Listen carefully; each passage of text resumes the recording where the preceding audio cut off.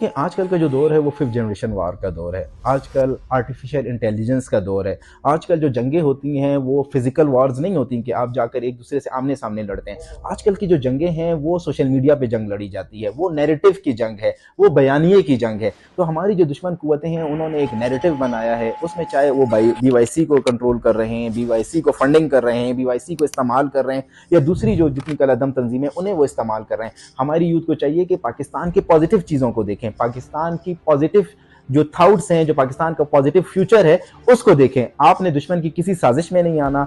Social media पर अगर आपको कोई ऐसा कंटेंट मिलता है जो पाकिस्तान के खिलाफ है, आपने उसे रिपोर्ट करना है। और हमारी यूथ देखे कि पाकिस्तान में ही उनका फ्यूचर है, पाकिस्तान में ही उनका कैरियर है।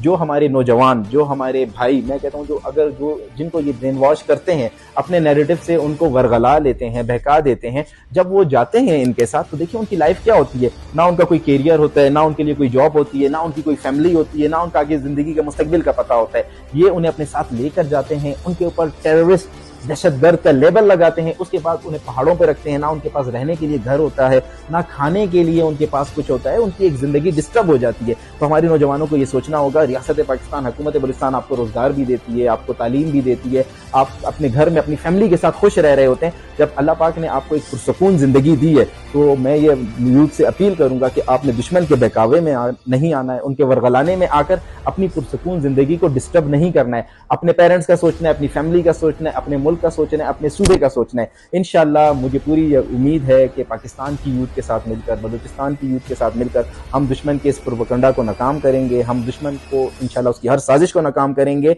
और इंशाल्लाह ये जो उनका सोशल मीडिया पे एक प्रोपेगेंडा है, इंशाल्लाह इसको हम इंशाल्लाह नाकाम बनाएंगे।